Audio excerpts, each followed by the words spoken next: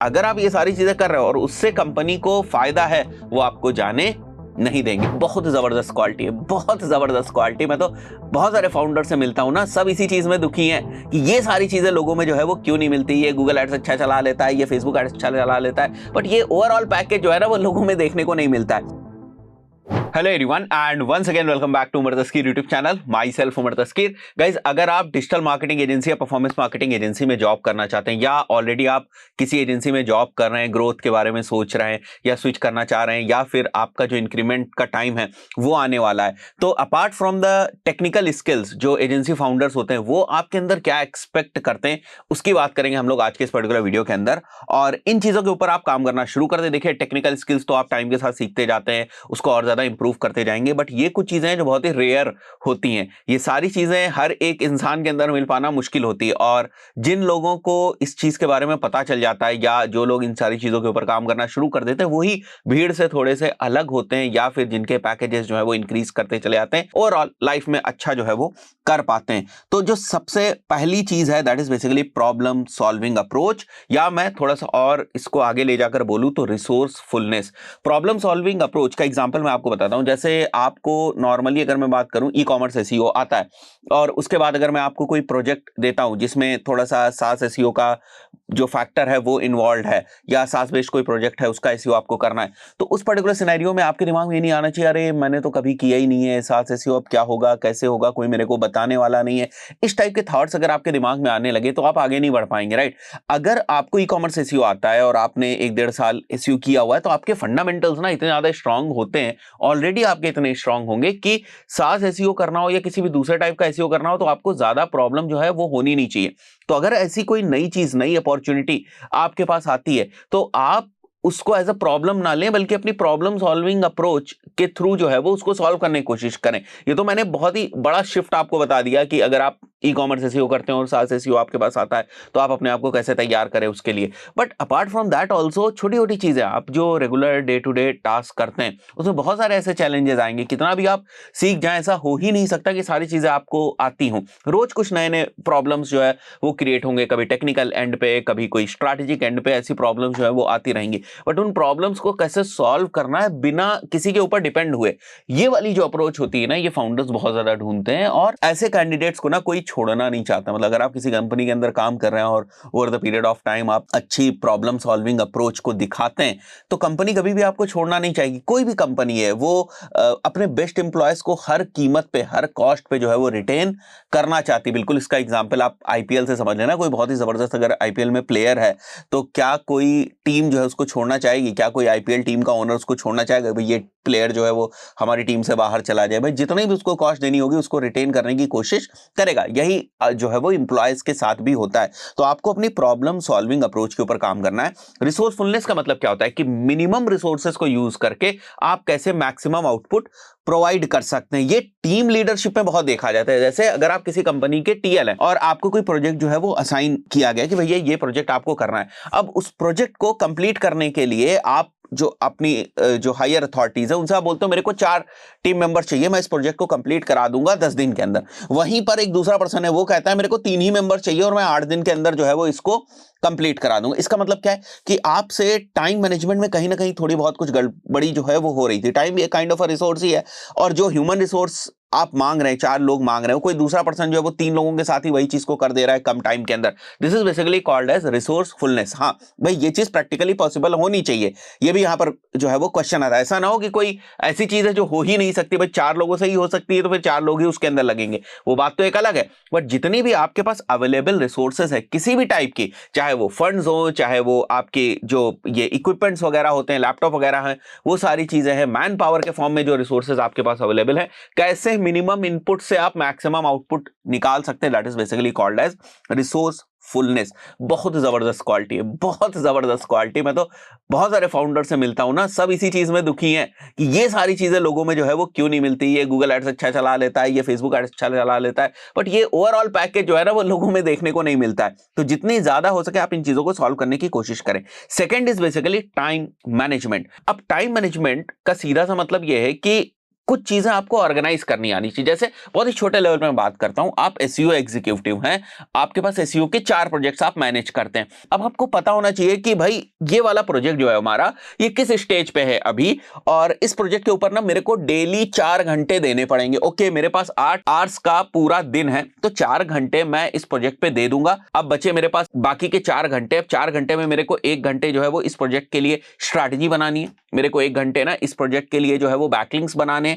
ठीक है, क्या जो मैंने प्लान बनाया पूरे मंथ का, उसके साथ जो मैं टाइम अलॉट कर रहा हूं इस प्रोजेक्ट को आज के दिन के पॉइंट ऑफ व्यू से, या हफ्ते में जितना भी मैं टाइम अलॉट करूंगा इस प्रोजेक्ट को, क्या उतने टाइम में जो भी मैंने इस प्रोजेक्ट को डिलीवर करने के पॉइंट्स लिखे हैं वो सब मैं फुलफिल कर पाऊंगा, पूरे महीने का काम जो है वो कंप्लीट हो पाएगा या नहीं हो पाएगा। ये होता है टाइम मैनेजमेंट।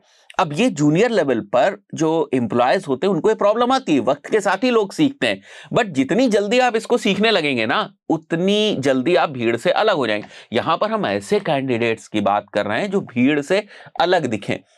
सभी कंफर्ट जोन में, आप भी कंफर्ट जोन में, तो फिर दिक्कत की क्या बात है भाई? जिस हिसाब से 5%, 6%, 8% कॉर्पोरेट में जो इंक्रीमेंट होता है वो लेते रहिए हर साल, दिक्कत की क्या बात है?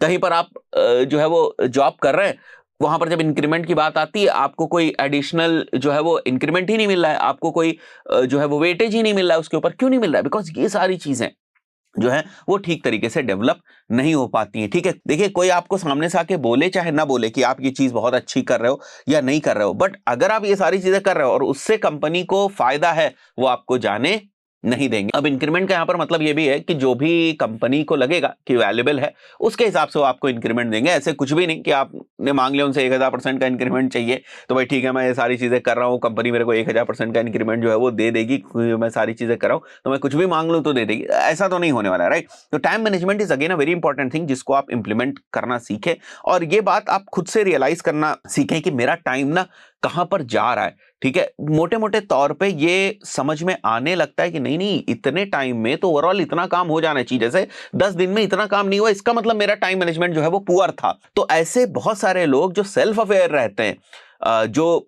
इन सब चीजों का बहुत ध्यान रखते हैं कि मेरा टाइम कहाँ खराब हो रहा है, मैं और कैसे प्रोडक्टिव हो सकूं, वो लोग इन सारी चीजों को बहुत बारीकियों से लेते हैं। Third is accountability and sense of responsibility. देखिए अगर आप एजेंसी के अंदर काम कर रहे हैं तो ये चीज और भी ज्यादा इंपॉर्टेंट हो जाती है। आप किसी भी जॉब रोल में हो, आप कोई भी चीज कर रहे हैं, अकाउंटेबिलिटी तो वैसे भी इंपॉर्टेंट होती है। इवन आपके परिवार में भी अगर कोई काम आपको दिया जाता है, टास्क दिया जाता है, तो वहां पर आप उस चीज के लिए अकाउंटेबल हैं और उस चीज की सेंस ऑफ रिस्पॉन्सिबिलिटी आपके अंदर होनी चाहिए। I am not only talking with regards to the corporates और दी लाइक प्रोफेशनल सेटअप्स जो होता है, बट पर्सनल सेटअप्स में भी आप बहुत सारी चीजों के लिए अकाउंटेबल अपने आप को मानते हैं और आपके अंदर उन सारी चीजों की सेंस ऑफ रिस्पॉन्सिबिलिटी होनी चाहिए। वही सेम चीज जो है वो प्रोफेशनल लेवल पर भी होती है, बट एजेंसी के अंदर ये थोड़ा सा ज्यादा है, बिकॉज एजेंसी में आप इन हाउस प्रोजेक्ट के ऊपर काम नहीं कर रहे होते हैं, आप किसी थर्ड पार्टी का काम कर रहे होते हैं, आप किसी क्लाइंट का जो है वो काम कर रहे होते हैं। तो बेसिकली आप और आपकी एजेंसी दोनों जो है ना वो क्लाइंट की एक तरीके से पार्टनर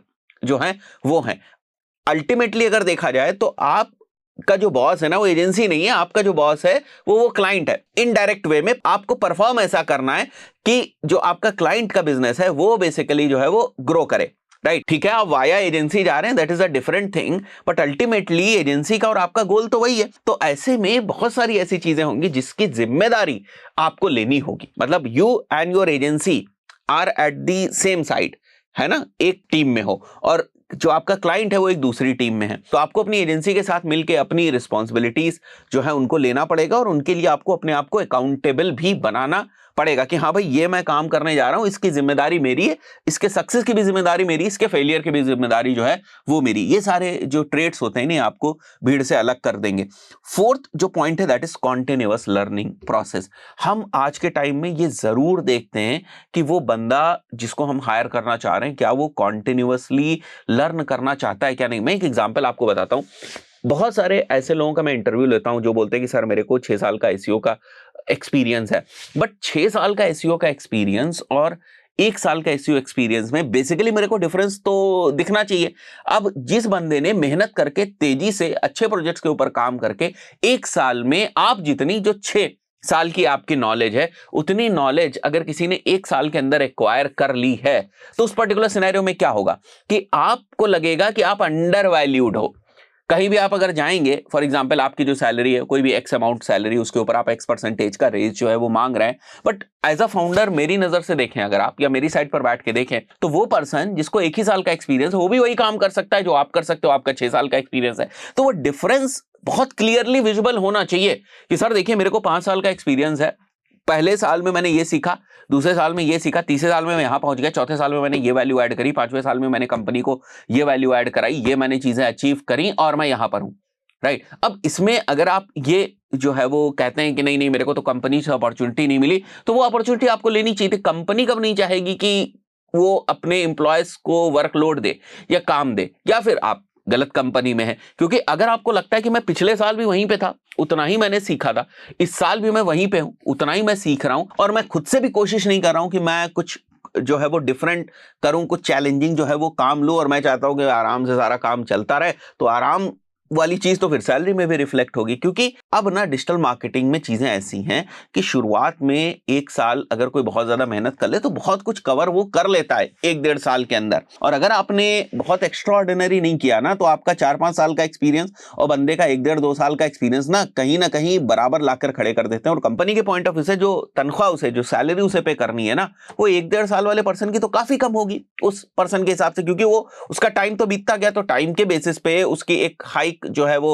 1 साल के बाद जो भी कंपनी का कॉर्पोरेट जो हाइक दे रही होगी उसको, उसके बेसिस पे उसकी सैलरी तो बढ़ गई। बट जब दोनों के काम के कंपैरिजन में इस चीज को देखा जाता है, दोनों बराबर आ जाते हैं। अच्छा, ये प्रॉब्लम स्विच करने पर आपको ज्यादा महसूस होगी, ठीक है, क्योंकि जब आप कंपनी को स्विच करने की कोशिश करेंगे ना, तो आपको बहुत ज्यादा हाइक दूसरी कंपनी जो है वो नहीं दे पाएंगी। अब एक और प्रॉब्लम यहां पर आती है, फॉर एग्जाम्पल आप 3 साल से 4 साल से किसी कंपनी के अंदर काम कर रहे हो, कुछ हाइक ले लेकर हर साल आप एक लेवल पर जो है वो पहुंच गए, बट अगर आप उस लेवल पर जाने के बाद कोई और एडिशनल चीज नहीं कर पा रहे, तो कंपनी को क्या लगता है कि यार 2 साल पहले भी ये बंदा वही काम कर रहा था, 2 साल 3 साल बाद भी ये बंदा जो है वही काम कर रहा है, कुछ एडिशनल जो है वो काम ये कर नहीं पा रहा है, हमारे लिए कुछ और एडेड वैल्यू ये नहीं प्रोवाइड कर पा रहा है, जिस बेसिस पर पिछले 2 साल से हम इसको रेस जो है वो दे रहे हैं, तो केवल टाइम बीत रहा है, उसकी आपको रेस जो है मिल रही है। तो कंपनी पता है क्या सोचने लगती है इसमें कि अरे ठीक है, मैं इनका सब्स्टिट्यूट ले आता हूं, इससे जूनियर जो एम्प्लॉय है उसको इसकी पोजीशन पे बिठा देता हूं, और कई बार फिर आप ले ऑफ्स का, या फिर कंपनी जो आपको बोलती कि आप रिजाइन कर दें, हम आपको अफोर्ड नहीं कर सकते, ऐसे बहुत सारी चीजें आने लगती। तो इस चीज का भी ध्यान रखना है, और इन सब का जो सोल्यूशन है ना, वो ये है कि हर फेज पे आपको अपने आप को प्रूव करना है, आपको कॉन्टिन्यूअस लर्निंग करते रहना है, ठीक है, चैलेंजेस से पीछे नहीं भागना है, हमेशा प्रॉब्लम सॉल्व करनी है कि हाँ ये मैं प्रॉब्लम सॉल्व कर सकता हूँ, ये मैं प्रॉब्लम सॉल्व कर सकता हूँ, और बिल्कुल भी कंफर्ट जोन में नहीं आना है, ठीक है। जीवन में कंफर्ट जोन में तो वैसे भी नहीं आना चाहिए, आप किसी भी साइड हो, फॉर एग्जाम्पल अगर मैं एजेंसी रन भी कर रहा हूं, इंस्टीट्यूट भी रन कर रहा हूं, उस पर्टिकुलर सिनेरियो में भी हम भी जो है वो कंफर्ट जोन में नहीं आते, हम भी कुछ ना कुछ नया नया ट्राई करते रहते हैं। तो आप जिस लेवल पर है वहां पर आप कंफर्ट जोन में मत आए, वहां आप कुछ नया सीखना, नया ट्राई करना, नए चैलेंजेस लेना, ये सब जो है वो जारी रखें, और इससे अल्टीमेटली आपकी ग्रोथ होगी। फिफ्थ जो पॉइंट है वो हम देखते हैं, और ये जनरली बिगिनर कैंडिडेट में हम लोग ज्यादा देखते हैं कि वो ट्रेनेबल है या नहीं है, राइट, उसकी जो एनालिटिकल स्किल्स हैं वो कैसी हैं। ऐसा ना हो कि उसने कहीं से डिजिटल मार्केटिंग का कोर्स किया, सीखा, काम किया उसने, बट अब आगे के हिसाब से वो ट्रेनेबल नहीं है, वो काफी रिजिड है। बहुत सारे लोगों को हम देखते हैं ऐसे ही होते हैं, रिजिड होते हैं, बदलना ही नहीं चाहते, चेंज ही नहीं होना चाहते, नई चीज सीखना ही नहीं चाहते। तो ट्रेनेबल होना बहुत इंपॉर्टेंट चीज है, स्पेशली डिजिटल मार्केटिंग की फील्ड में, परफॉर्मेंस मार्केटिंग की फील्ड में, कि रोज नई चीजें आ रही हैं। मेटा कितना बदल गया है 1 साल के अंदर, पिछले 1 साल में मेटा बहुत चेंज हो गया, गूगल एड्स भी पिछले 1 साल के अंदर बहुत ज्यादा जो है वो चेंज हो गया। तो ये सारी चीजें जब इतनी तेजी से चेंज हो रही हैं, अगर मैं एज एन एजेंसी फाउंडर आपको ट्रेन करवाने की कोशिश भी करूं और आप ट्रेनेबल ही ना हो, तो मुश्किल हो जाएगी मेरे लिए। तो एक और बहुत इंपॉर्टेंट चीज है जो बिजनेस ओनर्स या एजेंसी फाउंडर्स है, जहां भी आप जॉब करने जाएंगे, वो लोग देखते हैं कि स्पेशली टेक इंडस्ट्री के अंदर कि आप ट्रेनेबल हैं या नहीं। कोई नई चीज आएगी तो आप सीख पाएंगे उसको या नहीं सीख पाएंगे, आप अपने में खुश हैं, रिजिड है कि भाई जैसे 10 साल पहले बैकलिंक्स बनते थे हम वैसे ही बनाएंगे, कोई नया देख ही नहीं रहे, और थोड़ा सा एनर्जी लगा के, थोड़ा सा टाइम लगाकर अब नई स्किल सेट जो है वो एक्वायर कर सकते थे। तो कंपनी कभी बहुत ही रिजिड चीजों के ऊपर काम नहीं करेगी, नहीं बिल्कुल ये रिजिड बंदा है, वो फ्लेक्सिबिलिटी चाहती है इनिशियली, ठीक है। Sixth is basically client centric mindset, और ये वाला जो पॉइंट है ना, ये काफी कुछ एजेंसी के पॉइंट ऑफ व्यू से, इस पॉइंट को मैं पहले भी कवर कर चुका हूं कि आपका जो मेन फोकस होना चाहिए वो क्लाइंट की ग्रोथ के ऊपर होना चाहिए परफॉर्मेंस मार्केटिंग एजेंसी के अंदर, और दैट इज समथिंग जो एजेंसी फाउंडर भी आपसे चाहता है कि आप क्लाइंट को जो है वो किस तरीके से ग्रो करा रहे हैं, क्लाइंट के अकाउंट्स पे आप कैसे वैल्यू जो है वो ऐड कर पा रहे हैं। Seventh point is cultural fit. अब ये थोड़ा सा भारी भरकम वर्ड आज के टाइम में हो चुका है, बट कंपनी के अपनी विजन्स होते हैं, कंपनी के अपने पॉलिसीज होती हैं, ठीक है, कंपनी का अपना मिशन होता है, कंपनी का अपना एक रोड मैप है कि वो क्या सोचती है, ठीक है, किस डायरेक्शन में उसको जाना है, किस तरीके से उसको अपनी टीम जो है वो तैयार करनी है। आपके अंदर सारी चीजें, बट आप उनके कल्चर में फिट नहीं बैठ रहे हैं, उस पर्टिकुलर सिनेरियो में वो आपको हायर नहीं करेंगे। तो ये भी आपको देखना है कि मैं जिस कंपनी के लिए एम कर रहा हूं या मैं जिस कंपनी के अंदर जाना चाहता हूं, क्या उनके कल्चर फिट के हिसाब से मेरी पर्सनालिटी जो है वो है या नहीं है, या all together performance marketing agencies के अंदर एजेंसी फाउंडर्स किस टाइप का कल्चरल फिट जो है वो देखना चाहते हैं, तो वो चीज मेरे अंदर है या नहीं है, या मैं उससे बिल्कुल अलग हूं। अगर ऐसा है तो फिर थोड़ा सा उसके ऊपर भी काम करें। बट इन जनरल आप कहीं भी जॉब करेंगे, मैंने थोड़ा परफॉर्मेंस मार्केटिंग, डिजिटल मार्केटिंग के पॉइंट ऑफ व्यू से आपको बताया, बट कहीं भी आप जॉब करेंगे ये सारी चीजें ऑलमोस्ट जो स्टार्टिंग के 6 पॉइंट्स है, ये हर जगह हर कंपनी चाहती है एक पर्सन के अंदर जिसको वो एज एम्प्लॉय आने वाले टाइम में हायर करना चाहती है, जिसको वो ग्रो कराना चाहती है, जिसको वो कंपनी के पिलर्स के रूप में देखना चाहती है। क्योंकि जो लोग निचले लेवल पर होते हैं वही तो धीरे धीरे धीरे धीरे ऊपर बढ़ते हैं, लैडर में ऊपर बढ़ते हैं, ठीक है। तो वो कैसे होगा, वो तो कंपनी आइडेंटिफाई करेगी ना। भाई मान लिया जूनियर लेवल पर 50 लोग हैं, तो 50 लोग टीएल थोड़ी ना बन जाएंगे, उसमें से 3 लोग टीएल निकलेंगे, हर किसी की 15-15, 16-16 लोगों की टीम होगी।